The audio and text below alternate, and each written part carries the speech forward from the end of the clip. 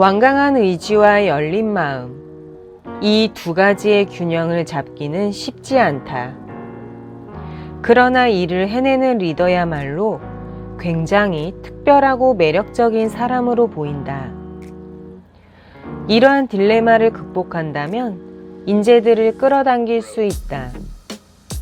그렇다면 이제부터는 최고의 리더십을 발휘하던 시절의 나의 모습과 이 딜레마에서 아주 잘 벗어난 비상한 리더들을 관찰하면서 알아낸 5가지 전략을 소개하겠다.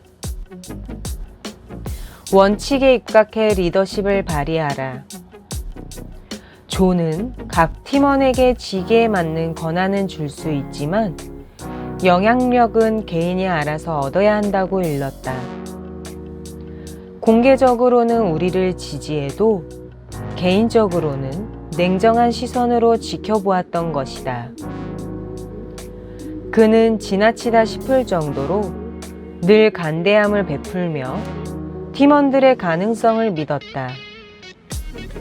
그러면서도 일하는 방법을 알려주는 대신 목표에 의한 관리를 했다. 이제 존이 어떤 사람이었는지 감을 잡았을 것이다. 그가 수년간 지켜왔던 법칙인 까닭이다. 원칙 중심 리더십의 이점은 다양한데 우선 리더는 문제가 발생한 초기에 성급하게 반응하지 않을 수 있다. 더불어 다른 긴급한 문제들도 생각할 여유가 생긴다. 팀원은 리더를 일관성 있고 예측 가능하며 믿을 수 있는 사람으로 여기고 방향성을 알고 내리는 리더의 신속한 의사결정을 신뢰한다.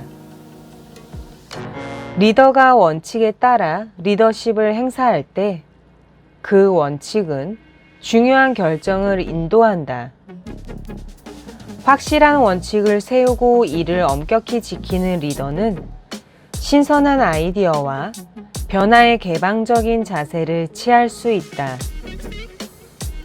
그러니까 결국 비상한 리더는 완강하게 고집할 부분을 정해두되 그 외의 다른 모든 영역에는 유연함을 보이는 사람인 것이다. 이러한 리더의 리더십은 결국 팀원들 사이에서 재생산될 수 있다. 원칙 중 하나로 끝없이 개선하기를 포함시켜라. 스스로가 지나치게 완고해지는 것을 방지해주는 원칙 중 하나는 끝없이 개선하기이다.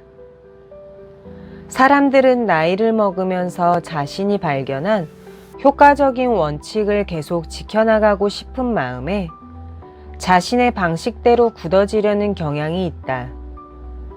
하지만 시스템과 제품, 결과를 계속해서 개선시키겠다는 다짐은 새로운 시각에 열린 마음을 유지하게 해주었다.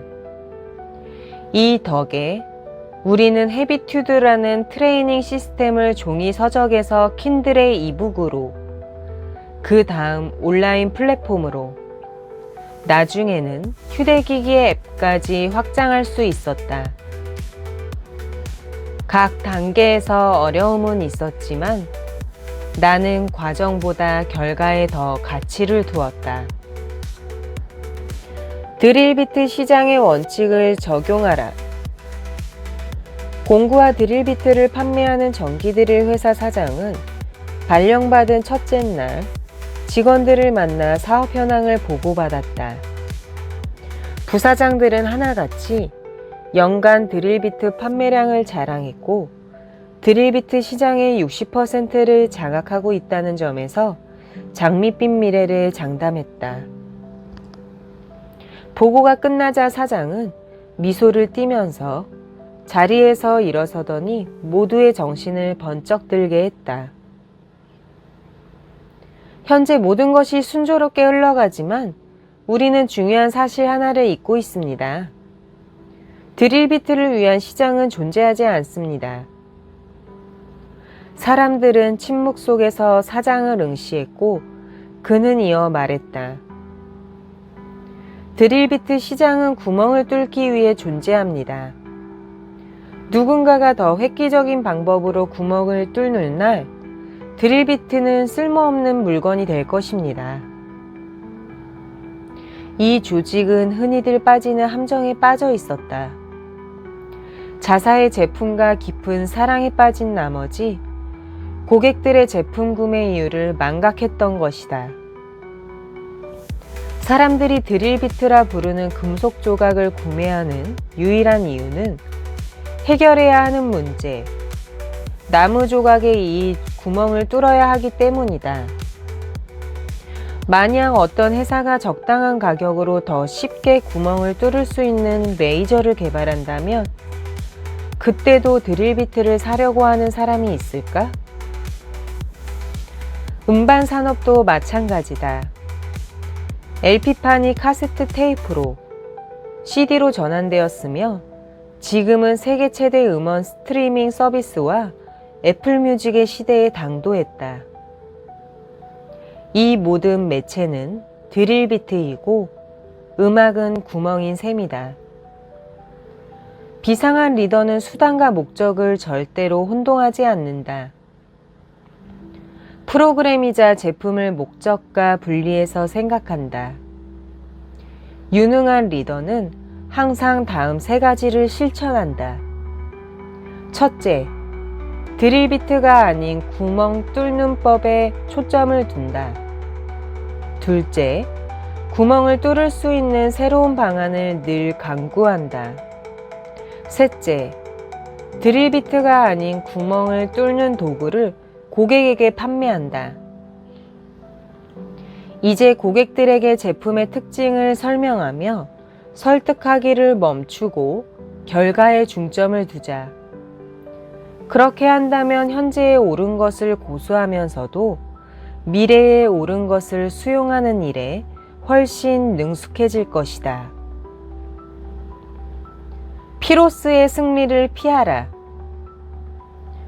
몇 주간의 싸움 끝에 피로스 왕은 코끼리 부대를 끌고 와 적의 보호방벽을 부숴 마침내 전투에서 승리를 거두었다. 그 후 피로스 왕의 장수 중 한 명이 왕에게 승리를 축하합니다, 폐하 라고 말했다. 장비와 시간, 병력의 손실을 이미 조사해봤던 왕은 이런 승리를 한 번 더 했다가는 분명 끝장날 것이오 라고 답했다. 요지는 단순했다. 전투 승리를 위해 너무 많은 자원을 쏟은 탓에 득보다 실이 더 많았다는 말이었다. 이런 일은 오늘날에도 발생한다. 승리에 너무 큰 대가가 따를 때가 있다. 배송 지연 문제를 두고 고객과 입씨름을 벌여 이길 수야 있지만 결국 고객을 영영 잃을지도 모른다. 직장에서 동료와 사소한 일을 두고 벌인 논쟁에서 이길 수도 있겠으나 더 큰 것을 잃을지도 모른다. 그러므로 현실을 직시해야 한다. 많은 경우 완강한 태도는 자존심에서 비롯된다. 앞서도 언급했듯이 강고한 의지는 우리에게 약이 될 수도 있고 독이 될 수도 있다. 자존심이 의지를 좌우한다면 반드시 문제가 뒤따를 것이다. 비상한 리더는 피로스의 승리를 거부한다. 결정의 순간의 리더는 스스로에게 물어야 한다. 논쟁할 가치가 있는 문제인가? 승리를 통해 무엇을 얻으려 하는가? 논쟁이 관계에 어떤 영향을 미칠 것인가? 승리의 동기, 즉 왜 이기고 싶은가? 방법과 결과 중 무엇을 중요하게 여기는가?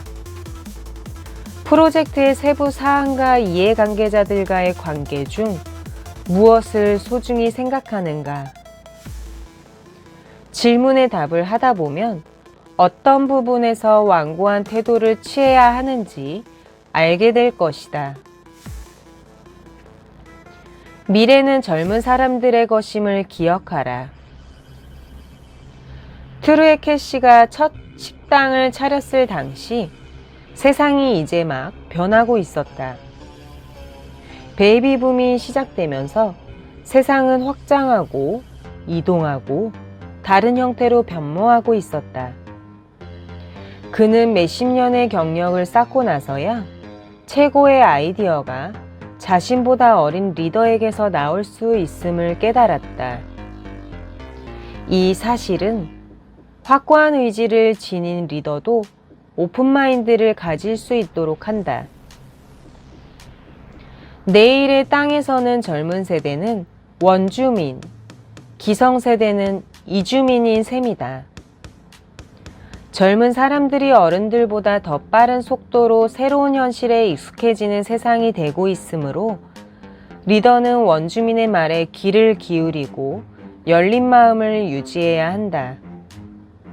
다만 이런 리더가 되려면 정서적 안정감과 강한 의지가 모두 필요하다는 사실을 기억하자.